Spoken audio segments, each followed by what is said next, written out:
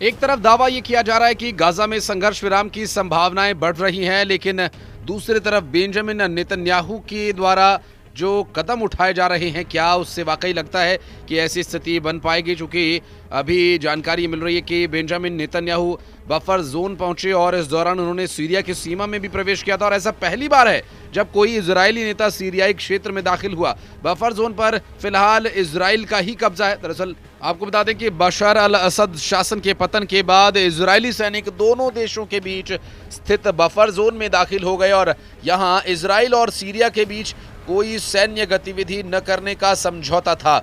आपको बता दें कि नेतन्याहू के साथ रक्षा मंत्री इजराइल काइट्स भी थे और उनके द्वारा इस दौरान सीरियाई क्षेत्र में एक उच्च स्तरीय बैठक बुलाई गई और पहाड़ की बर्फ से ढकी चोटी पर नेतन्याहू ने कहा कि सीरियाई सीमा पर विशेष रूप से माउंट हरमोन के शिखर पर एक बफर जोन में रहेंगे और जब तक कोई अन्य व्यवस्था नहीं हो जाती, इजराइल की सुरक्षा सुनिश्चित नहीं हो जाती, यहाँ डटे रहना होगा। और नेतन्याहू ने पहाड़ की बर्फ से ढकी चोटी पर यह टिप्पणी की। हालांकि ये क्षेत्र की सबसे ऊंची चोटी है और सीमा पर सीरिया की तरफ स्थित है। नेतन्याहू ने कहा कि वो 53 साल पहले एक सैनिक के रूप में माउंट हरमोन के शिखर पर गए थे, लेकिन हाल ही की घटनाओं को देखते हुए इजराइल की सुरक्षा के लिए इस चोटी का महत्व और भी ज्यादा बढ़ गया है।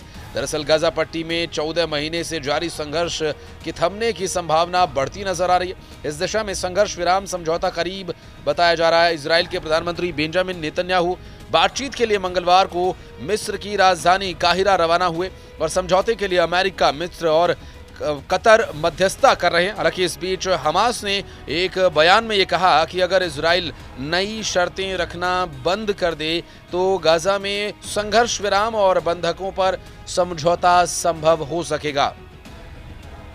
जबकि अक्टूबर 2023 को हमास ने इजराइल में हमला किया था और इसमें 1200 लोग मारे गए थे।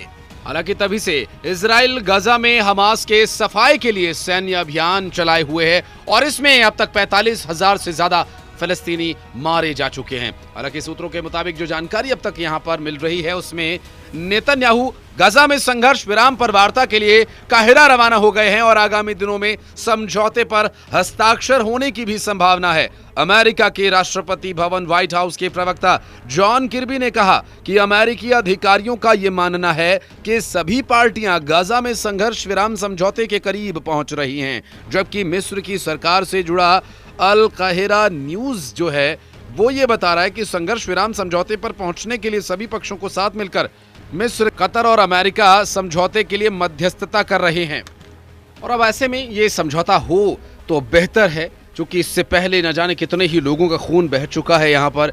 दरअसल गाजा में इजरायली हमले में एक ही परिवार के 8 लोगों के मारे जाने की भी बात सामने आई थी। इनमें ज्यादातर महिलाएं और बच्चे थे। फलस्तीनी चिकित्सा कर्मचारियों ने मंगलवार को ये भी बताया था कि सोमवार देर रात गाजा सिटी के उपनगर दाराज में एक घर पर हमला किया गया, जबकि उत्तरी गाजा में बेत लहिया में एक घर को हवाई हमले में निशाना बनाया गया और यहाँ 15 लोगों के मारे जाने और मलबे के नीचे दबे होने की आशंका भी यहाँ जताई जा रही है। और इस ऐसी परिस्थिति में जो कोशिशें हैं वो शांति की ओर बढ़े, यही प्रयास होना चाहिए। बेंजामिन नेतन्याहू सरकार ने गोलान हाइट्स की जनसंख्या को डबल करने का भी पूरा प्लान कर लिया, चूंकि अब यहाँ पर क्या परिस्थितियां हैं उसके बारे में भी आपको विस्तार पूर्वक बताते चलें। दरअसल जिस तरह से चारों तरफ से दुश्मनों से घिरा हुआ इजराइल अपनी कोशिशें पूरी तरह से अंजाम तक पहुंचाने में, मुकम्मल करने में जुटा हुआ है, आबादी बढ़ाने की पॉलिसी पर अब काम कर रहा है। बेंजामिन नेतन्याहू ये आबादी अपने मेनलैंड नहीं बल्कि कब्जे वाले क्षेत्रों में बढ़ाना चाहते हैं। दरअसल सीरियाई सीमा से सटे गोलान हाइट्स के लिए ये स्पेशल प्लान बनाया गया। इजरायली सरकार ने रविवार को गोलान हाइट्स पर अपनी आबादी को दोगुना करने का निर्णय लिया। बेंजामिन नेतन्याहू सरकार ने कैबिनेट के द्वारा इसके लिए $11 मिलियन यानी 93 करोड़ 31 लाख रुपए का बजट जारी करने पर भी मुहर लगा दी है। आपको बताते चलें कि इजराइल के इस कदम से मिडिल ईस्ट के देशों में खलबली मच गई है। और ऐसा क्यों है और क्या वजह है कि बार बार गोलान हाइट्स का इतिहास दोहराया जा रहा है, सभी जगह इसकी चर्चा हो रही है। दरअसल गोलान हाइट्स इजराइल के कब्जे वाला वो क्षेत्र है जिसे 1967 में युद्ध में सीरिया से हथिया लिया गया था और सीरिया तब जंग हार गया था और वो इजराइल के सामने कुछ कर नहीं पाया था। हालांकि इसके बाद साल 1981 में इजराइल ने इस क्षेत्र को अपने ही देश में मिला लिया था और यह पूरा क्षेत्र पठार से घिरा हुआ है और रणनीतिक रूप से काफी महत्वपूर्ण भी है।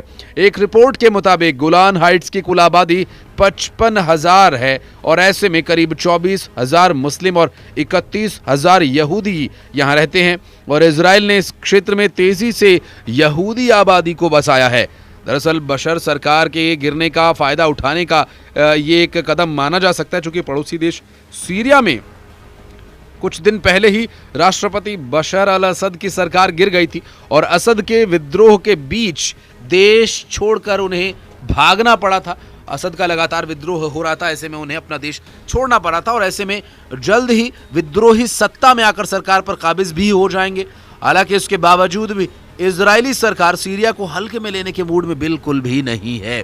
मौके का फायदा उठाते हुए इजराइल ने यह बड़ा रणनीतिक कदम उठाया है। साल 2019 में तत्कालीन राष्ट्रपति डोनाल्ड ट्रंप ने गोलान और इजराइल की संप्रभुता गोलान पर इसके लिए अमेरिका के समर्थन की घोषणा की थी, लेकिन अधिकांश देशों में इस कब्जे को मान्यता नहीं दी गई। जी हां, और सीरिया ने इजराइल से अब वापसी की मांग की है, लेकिन इजराइल ने सुरक्षा चिंताओं का हवाला देते हुए इसे पूरी तरह से इग्नोर कर दिया है। हालांकि इस कदम के बाद मिडिल ईस्ट के जो देश हैं वो पूरी तरह से खार खाए बैठे हैं इजराइल से और ऐसे में सऊदी अरब इसकी आलोचना कर रहा है। सऊदी जैसे तरक्की पसंद देश के द्वारा ये चेतावनी या इस तरह की प्रतिक्रिया देना ये इजराइल के लिए ठीक नहीं समझा जा सकता। हालांकि सऊदी विदेश मंत्रालय ने ये कहा था बेंजामिन नेतन्याहू सरकार का ये कदम सीरिया की सुरक्षा और स्थिरता बहाल करने की संभावनाओं को चोट पहुंचाने वाला है।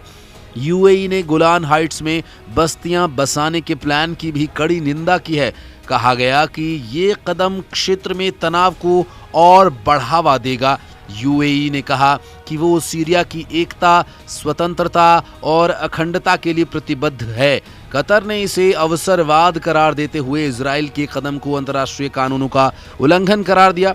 साथ ही अंतर्राष्ट्रीय समुदाय से ये अपील की है कि वो सीरियाई क्षेत्रों में इजराइल के कब्जे को रोकें और इसके लिए किए जा रहे प्रयासों के बारे में लगातार अपडेट भी किया जाता रहे और ऐसे में देखना होगा कि क्या ये प्लान उनका कामयाब हो पाएगा। लेकिन जो परिस्थितियां बन रही हैं उसे देखते हुए इसमें अभी कुछ और समय लग सकता है, ऐसा कहा जा सकता है। जबकि सीरिया की परिस्थितियों को देखते हुए और जिस तरह से हालात यहाँ पर बने हुए हैं, एक रिपोर्ट भी सामने आई थी जिस रिपोर्ट की झूठा निकलने की बात कही जा रही थी। दरअसल जिसे कैदी बताया गया था वो असद सरकार का एक खुफिया अधिकारी था और ऐसे में यहाँ पर जो सच्चाई है वो क्या है। सीरिया में राष्ट्रपति बशर अल असद के देश छोड़कर भागने के बाद विद्रोहियों ने राजधानी दमिश्क पर कब्जा कर लिया था और ऐसे में इस पूरे घटनाक्रम को लेकर जो परिस्थितियां बन रही हैं उससे अब किस पर यकीन किया जाए, किसकी बात सच्ची किसकी झूठी, ये कह पाना कुछ जल्दबाजी हो सकता है। हालांकि इस बारे में और विस्तारपूर्वक डिटेल्स इन्फॉर्मेशन हम आप तक पहुंचाते रहेंगे।